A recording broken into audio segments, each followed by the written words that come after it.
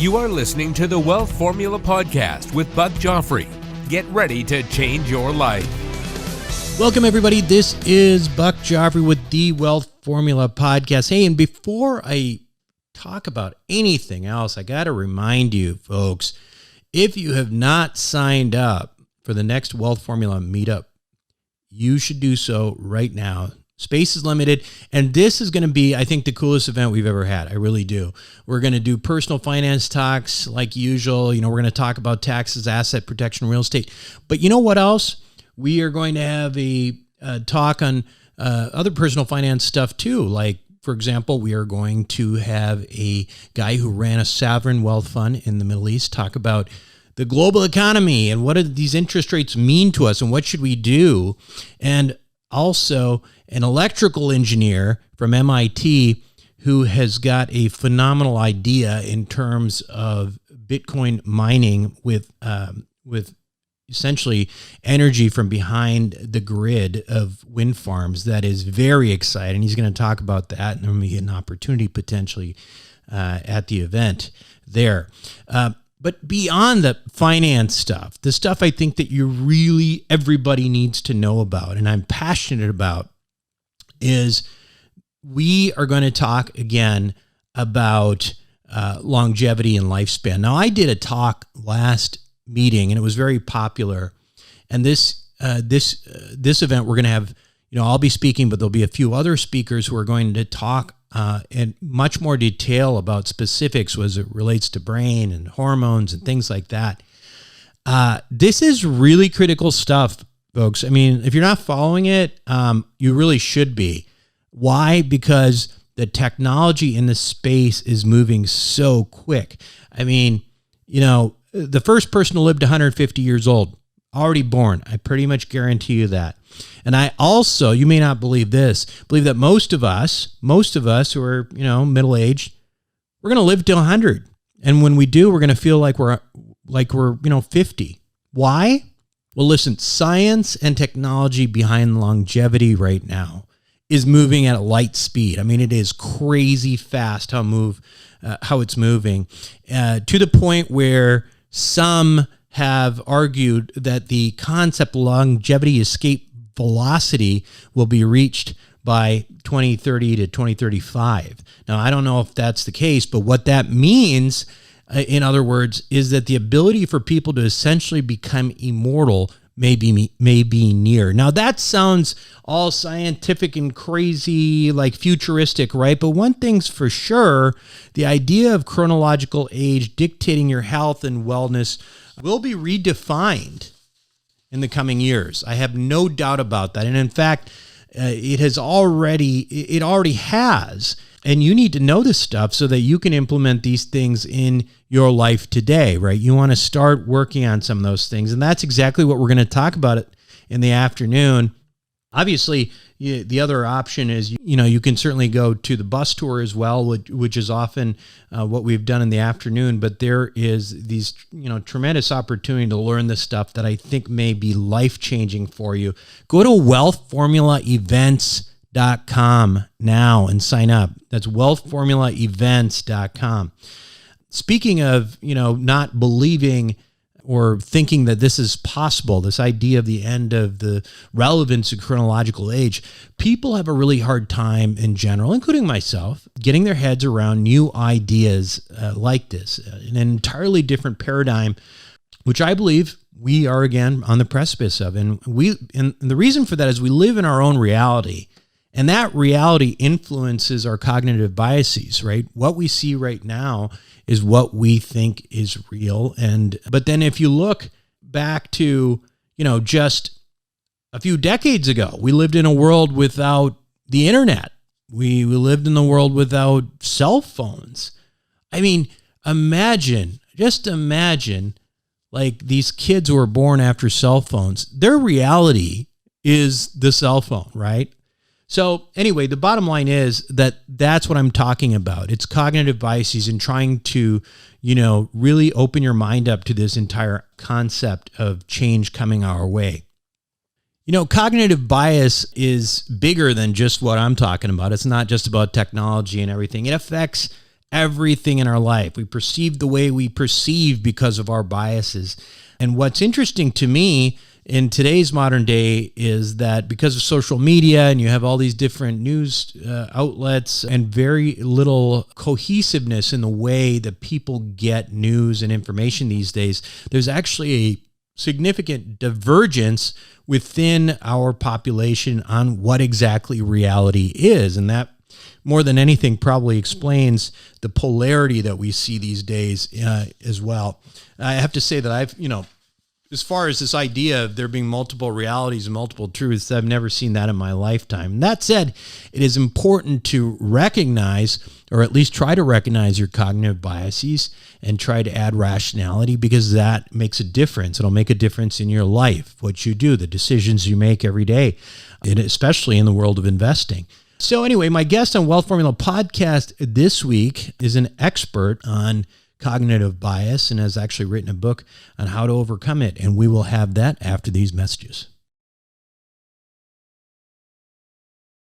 Welcome back to the show, everyone. Today, my guest on Wealth Formula Podcast is Gleb Tsipursky. He's CEO of the Future of Work Consultancy, which is a disaster avoidant expertise group, which specializes in helping analytical leaders adopt a hybrid first model instead of incrementally improving on the traditional office-centric model. He's also the author of multiple best-selling books. Today, we're going to talk about issues related to one of those books, which is The Blind Spots Between Us. Gleb, welcome to Wealth Formula Podcast. Thank you so much for inviting me, Buck. It's a pleasure to be on. So, this is actually a big topic, which is cognitive bias. And I think in order to, get an idea of the importance of this, let's start out and define what exactly cognitive bias is. Sure. So cognitive biases are the mental errors in our minds that cause us to make bad financial decisions and all other sorts of decisions in our professional and personal life. And why do we have these errors in our minds? Well, the thing is, our minds, our emotions, our gut intuitions are not set up for the modern environment. They're set up for the ancestral environment. That's why it's very tempting for us to do things like, let's say, sell high and buy low. Well, we want to buy low and sell high, but most investors end up doing the opposite. They buy high and sell low. And there are a lot of other wealth issues that financial matters and professional matters and life matters that people make mistakes about because we're not wired for the modern environment. So again, our intuitions, our emotions, our gut reactions are really wired for that ancestral environment. When we lived in small tribes of 50 people to 150 people, and we had to survive based on our fight and flight impulses. So that's what we're wired for. That's what our intuitions tell us to do. And that's why Warren Buffett makes a lot of money betting against retail investors, because he knows about these cognitive biases and he has studied these cognitive biases and he knows how to go against people's instincts and intuitions. So this is why you should be learning about these cognitive biases, because a lot of people don't know about them. And there are so many, whether in investments, whether in ordinary financial decision-making, buying a house, whether in your job, you're going to make a lot of mistakes if you don't know about these blind spots. So I want to drill down a little bit on this idea that these cognitive biases are, in a way, I guess you what you're saying is that they're essentially hardwired from the way we evolved through time in small villages, hunter-gatherers, looking for food. Give me some example of why would that kind of hardwiring lead to somebody buying high and selling low? Happy to. So let's think about a very fundamental aspect of what our impulses were about, the fight or flight response. What does that mean? Well, in the savanna environment, it was very important for us to flee or fight in a survival situation. When we heard a noise, it was important for us to not spend a lot of time thinking about, well, what's going on with that noise? Might it be a saber-toothed tiger? Might it be a snake? Instead, what was very important was for our emotions to wind us up for action, for us to have a bias toward action, whether that's fighting or fleeing. So our ancestors were wired to jump at 100 shadows rather than to miss a saber-toothed tiger or a snake or an opposing tribal member attacking us. Now, think about that. So that means that we are wired to make very quick judgments based on very little information that's coming at us immediately. So what's happening with why do people sell low? Why do people buy high? Well, when the market moves and people start paying attention to it, oh, the market has moved, that means that it's already moved. And that means that the market has already moved and people have FOMO, fear of missing out, based on very impulsive, intuitive information. And they forget that large institutional investors and hedge fund managers and so on, they know about these cognitive biases. Warren Buffett knows about these cognitive biases. And they get their money in before the market moves, or they make the move of the market. So you're going to be ending up buying after the institutional investors have already made the market move based on your instincts and impulses, if you just react as how humans ordinarily react. So the instinct, I guess the parallel I'm thinking about, and correct me if I'm wrong, is so, selling low would be like running away from a saber-toothed tiger. There's evidence of danger, and so you need to make action, and so you sell, and then so that's that's a fear thing, and then on the flip side, you might have a situation where there is an opportunity to to gather up as much food as possible in an environment, because there is plenty and you see everybody else has it and you want to get your share. So you're buying in. Yep. And so that's the attack mode. Yeah. So that's the fight response. So you want to fight for your share. Right. And that leads to the FOMO aspect. Interesting. Exactly. So I want to talk a little bit more about technology as it plays a role in blinding humans to truth. Mm-hmm. How tell me about, because obviously these worlds that we're talking about are they're paradoxical, right? Mm-hmm. The responses that we had that were hardwired and sometimes don't work in a technology with the type of technology in the world that we have, and also beyond that, technology may exist in part to take advantage of our hardwiring. Absolutely. Let's take a look at Robinhood as an example, the app. That app has very popular, and it's very popular because it has gamified investing. And gamification is very much technique that uses our intuitions, our cognitive biases to take advantage of us. So it causes Robinhood, gets people to keep buying, keep trading or selling, whatever it is, keep buying, keep trading, because it gives people a reward, an incentive, praise. You get those balloons, you get those celebrations when that happens, and you see your stock going up, going down. So it induces people to do a lot of day trading. And we know from extensive research that day trading is one of the worst things you can be doing unless you're a supremely sophisticated investor, which unless you are a hedge fund manager or you're kind of involved in that world, you are unlikely to be that sophisticated. So day trading is going to be pretty bad for many people, and it will be bad for me. It will be bad for anyone who is not very deeply involved in the situation. And there are apps, technology, like you're talking about, Bug, that make people very tempted intuitively to engage in this because it's gamified and it rewards them and people feel good about it. And they see their stocks going up, down. It's kind of like sports. They're cheering them on, right? And so people feel that they can make money, and then they end up losing a lot of money. And Robinhood, of course, makes a lot of money on you trading. So it makes its source of income comes from you trading. So it's incentivizing you to trade, and it's manipulating you to trade, using those intuitions, using those instincts, using our beliefs and our feelings and our gut emotions. Any person who wants to make good decisions about their finances, whether it's in trading, financial investments, or in all sorts of other areas, needs to learn very fundamentally that their gut intuitions are going to be leading them astray very often, and that there are sophisticated people who learn about these cognitive biases and who are going to be out to screw you and take advantage of you because, the money has to come from somewhere. Someone has to be left holding the bag. And unfortunately, it's retail investors who are going to be left holding the bag overwhelmingly. And so that is what's going to be happening if you don't know about these blind spots, if you don't know about these cognitive biases. You need to learn that your intuitions are going to be leading you astray, and you can't let your intuitions lead you astray. You need to learn where they're going to be leading you astray. And so those are kind of some of the basis for these cognitive biases. And there's a whole number of specific cognitive biases that we need to learn about. And I'm happy to share about some please. of them, that the specific ones. Mm-hmm. Great. So that's kind of the technology question as an example of Robinhood and so on. Let's talk about some of the cognitive biases. Now, you have to learn about which cognitive biases are going to be most meaningful to you.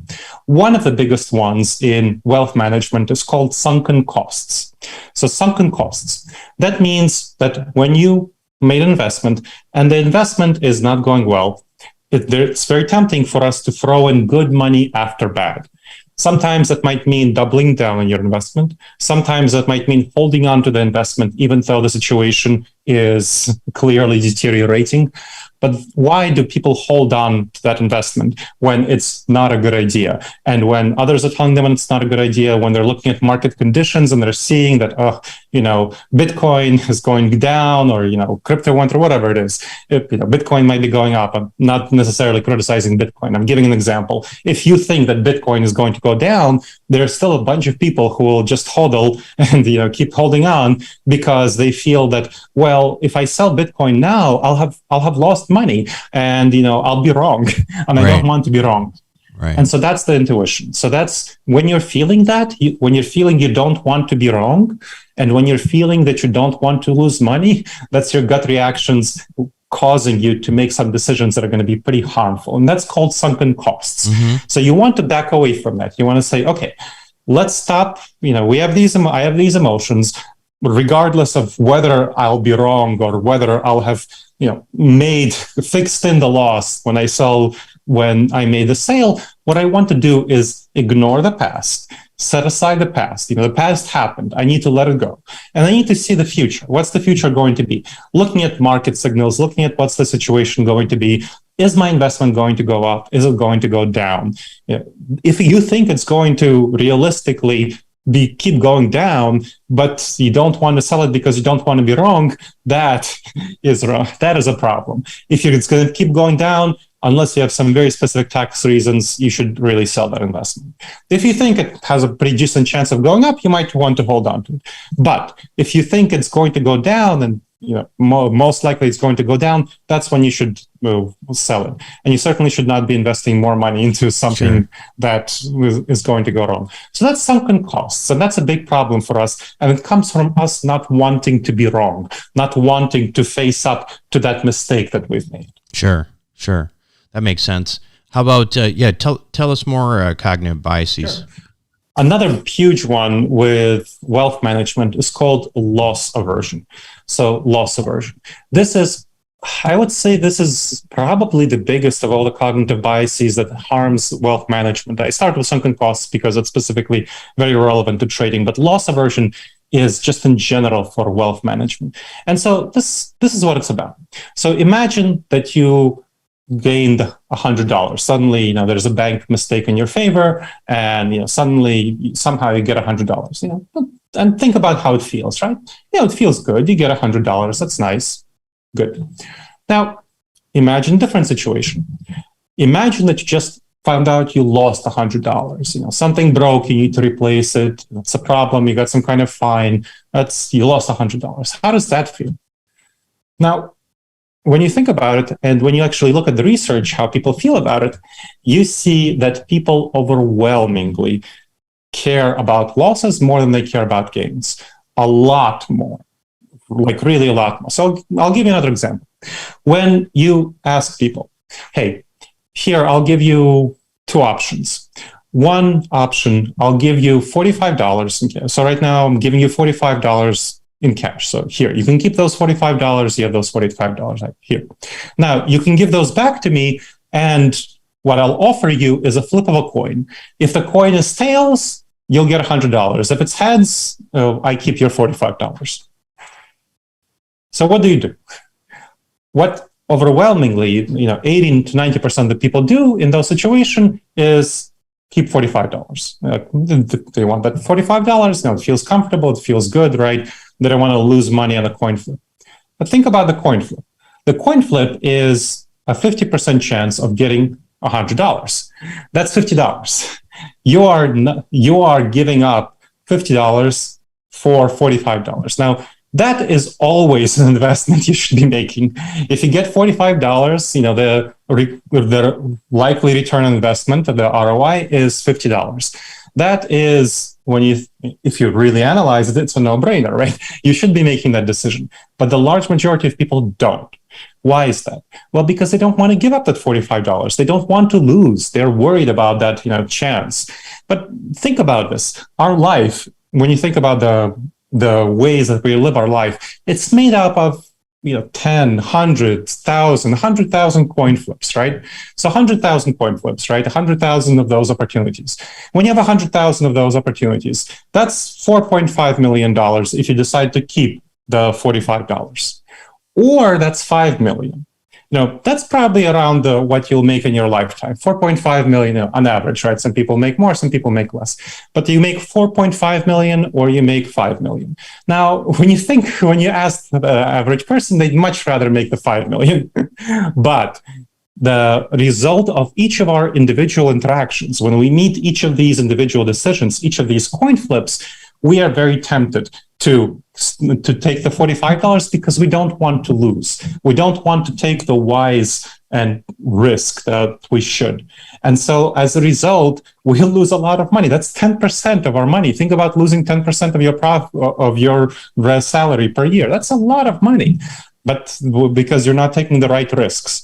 And so that's called loss aversion. And so loss aversion hits us in our investments, it hits us in our salaries, in our jobs, in our professional decision making, hits us in our lives, and the kind of risks we take or don't take in our lives.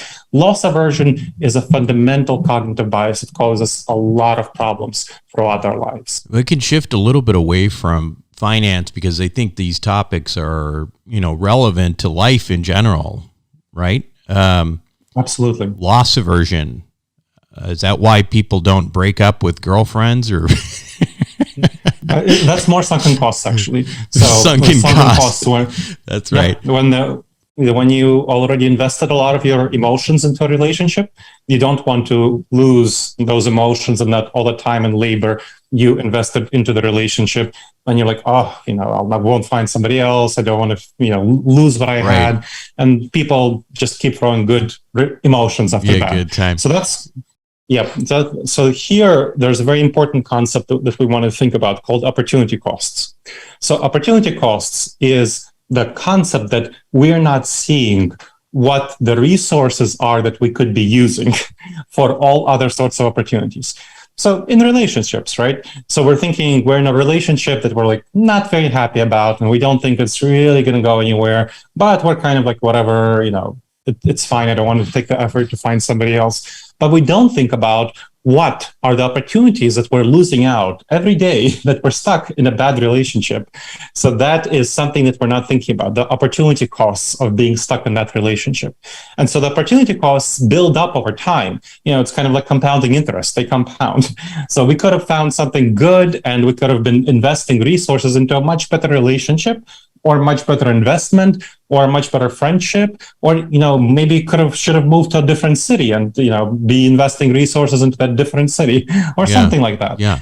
So all of these sorts of things are investments that we're not thinking about because we're missing out on the opportunity cost. We're blind to them.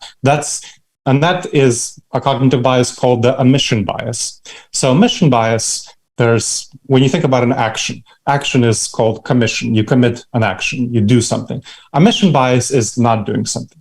So our intuition tells us that not doing something is not an action. Our intuition tells us that not doing something is not relevant, not important, but we should only be thinking about actions.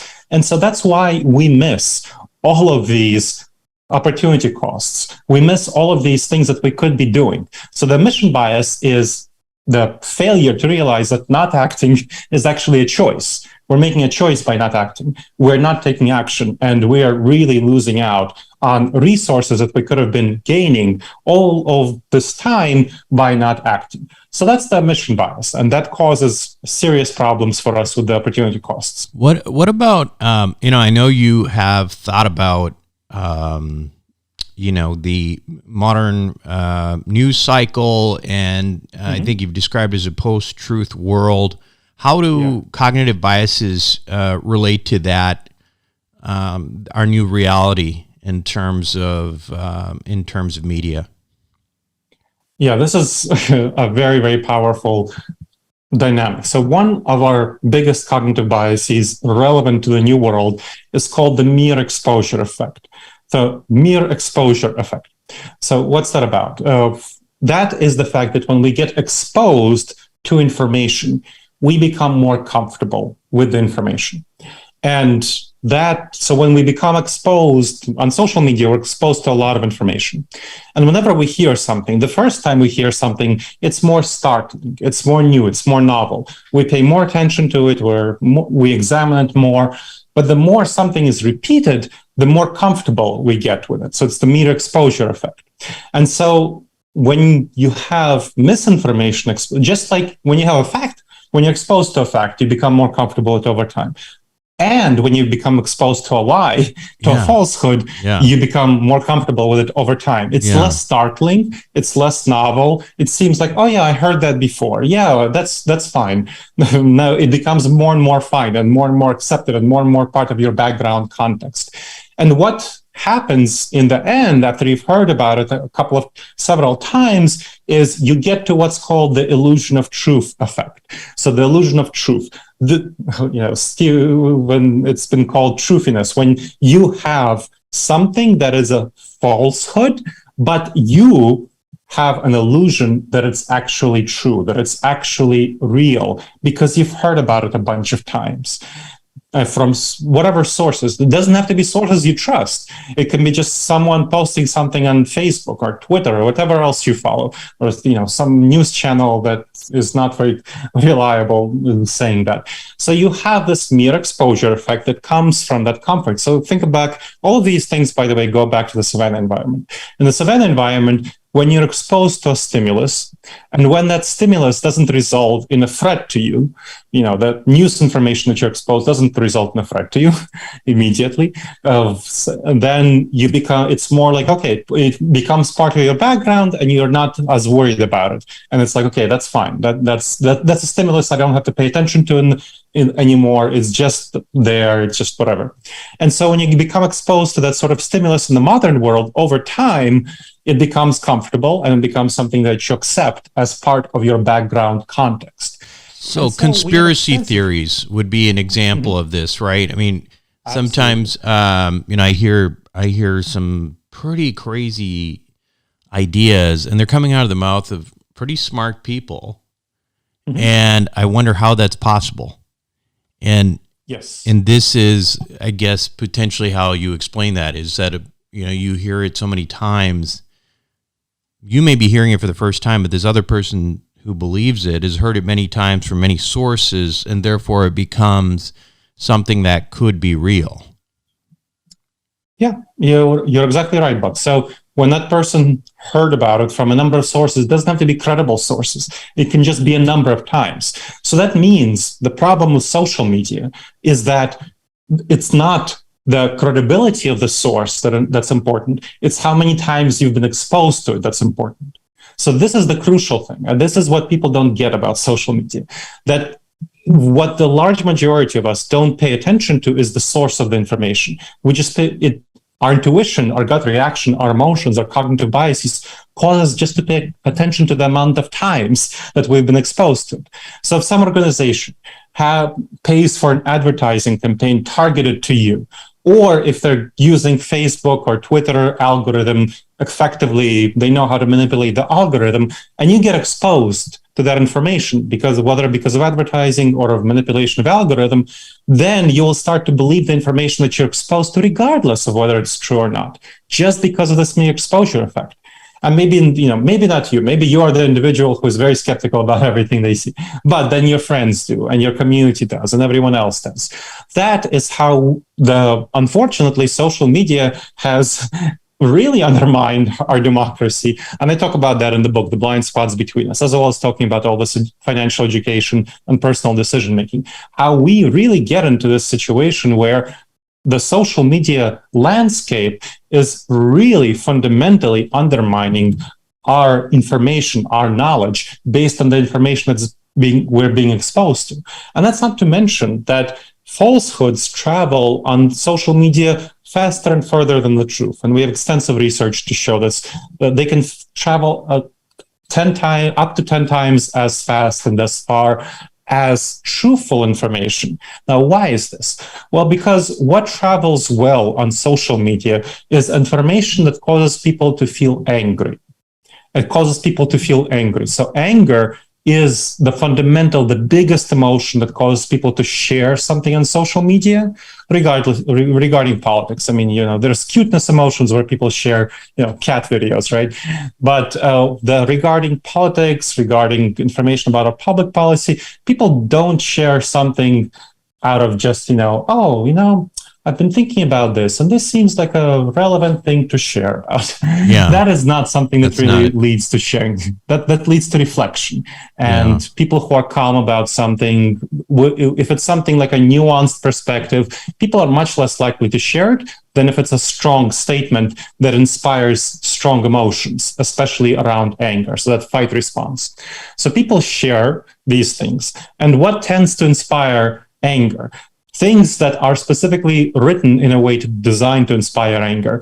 And that tends to be overwhelmingly misinformation, because misinformation can be written. First of all, it can have an image. Images fundamentally really induce people to share. And images are really important. People get a lot of their information about a story from an image and from the headline. So a false story, piece of misinformation, can have as misleading and stimulating an image as it wants, and as misleading and stimulating anger-inducing. I mean stimulating emotions. Anger-inducing headline as it wants, and of course, BS in the body of the article or whatever it is, video, and so on. And because of its ability to optimize the piece of misinformation to be as anger-inducing as possible, then of course it will be shared more than a truthful piece of information, because you know what? The world is actually pretty messy. It's pretty complex. Yeah. Issues are very rarely black and white. There are always going to be some shades of gray.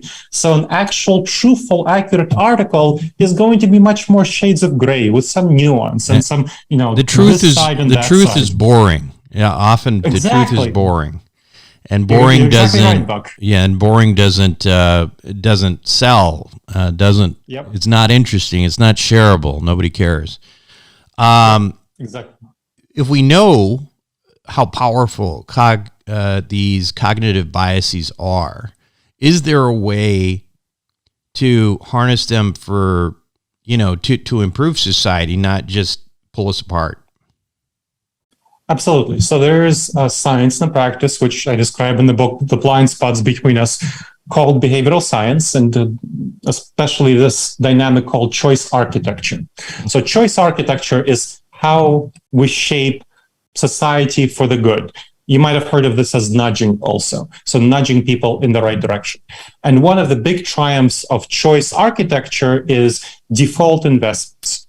So if you, for example, if you're working for a large corporation and they set up a default investment that's automatically, without you doing anything, puts away 10% of your salary and matches it with 10%, the top match of the corporation is going to be 10%. That's going to be a choice architecture development. It's been around since the last couple of decades, I believe.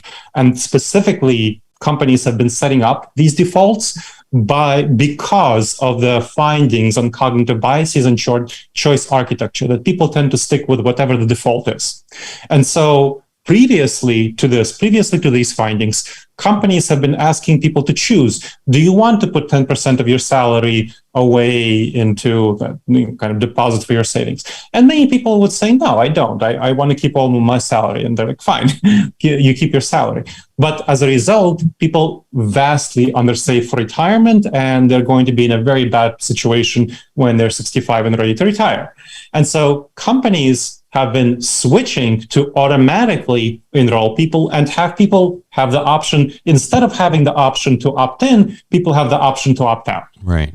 And when people have the option to opt out, they're like, well, this seems reasonable, fine, I'm not going to opt out. Yeah. And so by this default, people have been making much better choices about their finances. And this has been going on in large corporations. It's been increasingly going on in government, in the army has been increasingly instituting these defaults. So right now that our military is going to be in a much better situation when they retire. So that's been a real triumph of choice architecture, of making good decisions, of helping people make good financial decisions. So that's one example. And there are a number of other examples where when you have choice architecture and shape people's choices to give them the right default choices, the right options that are going to be best for them in the end, that if they could get rid of their cognitive biases and self-reflect, the large majority would prefer whatever the default choice is. And if they don't prefer it, they can opt out of it. So that is something that you can do on a society-wide level. Now, on an individual level, what you can do is, read my book, The Blind Spots Between Us, and just learn about these cognitive biases. Because there are so many things, like I told you about the $45 versus the $50, right?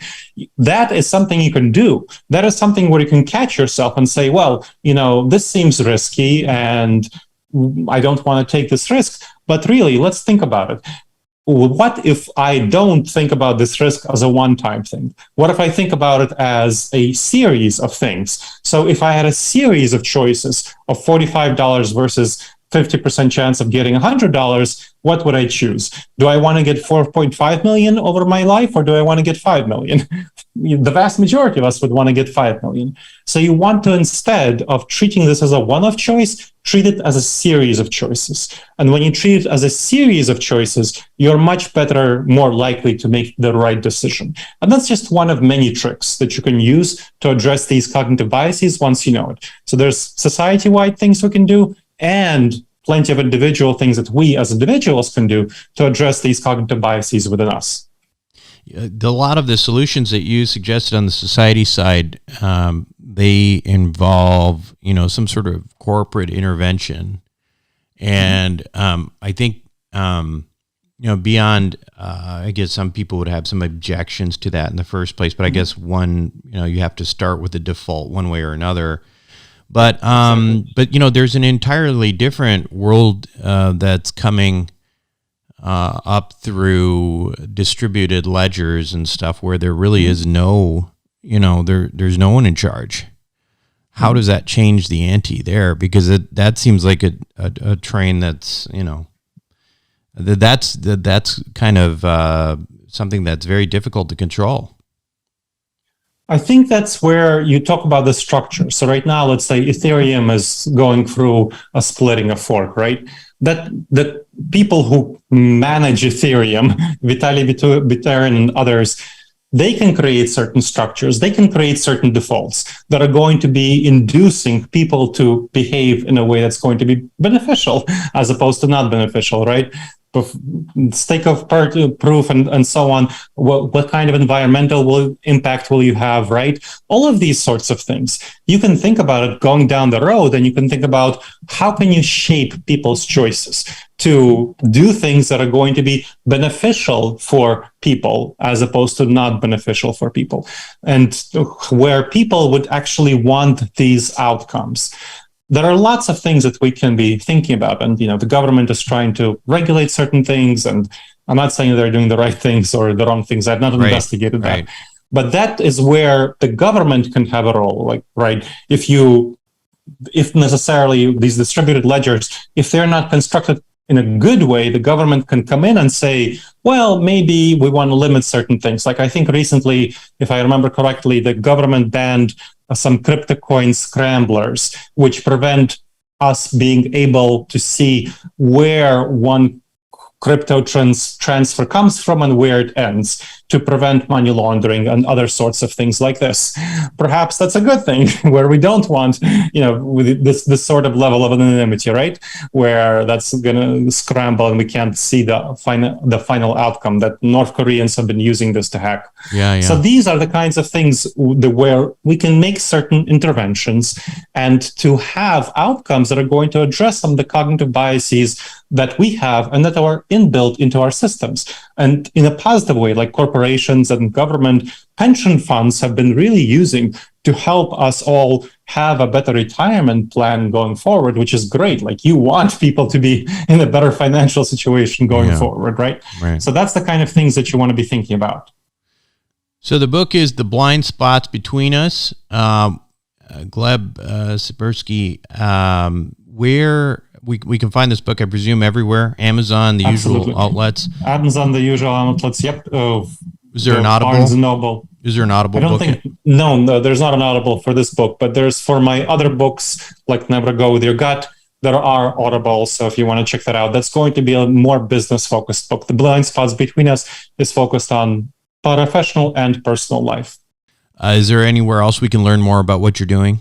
Yes. You go to disasteravoidanceexperts.com. That's my website. There's blogs, videos, podcasts on addressing these cognitive biases. So again, disasteravoidanceexperts.com, and especially check out the assessment on dangerous judgment errors. So if you want to figure out which of these dangerous judgment errors, which of these cognitive biases are most prevalent and relevant to you, go to disasteravoidanceexperts.com/subscribe and take the free assessment on dangerous judgment errors. Again, disasteravoidanceexperts.com/subscribe.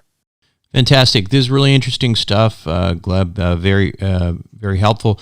Thank you very much for being on Wealth Formula Podcast. We'd love to have you back sometime. Thank you so much, Buck. I really appreciate the invitation. Be right back. Welcome back to the show. I want to remind you one more time, because I really want to see you at this event. Go to wealthformulaevents.com. Talk about money and wealth and all that, but we're also going to talk about how you can live for a very long time, feel great, and are prepared for, this concept of longevity, escape, velocity. Check it out, wealthformulaevents.com. Again, that's wealthformulaevents.com. This meetup, I really want you guys to come to this meetup. I think it's really important. It's October 7th and 8th in Dallas. Again, it is wealthformulaevents.com. Again, that's wealthformulaevents.com. That's it for me this week on Wealth Formula Podcast. This is Buck Joffrey signing off. Thank you for listening to the Wealth Formula Podcast. Visit us on the web at wealthformula.com. The information contained in this podcast are opinions, not fact. As always, consult your own financial team before making any investment. See you next time.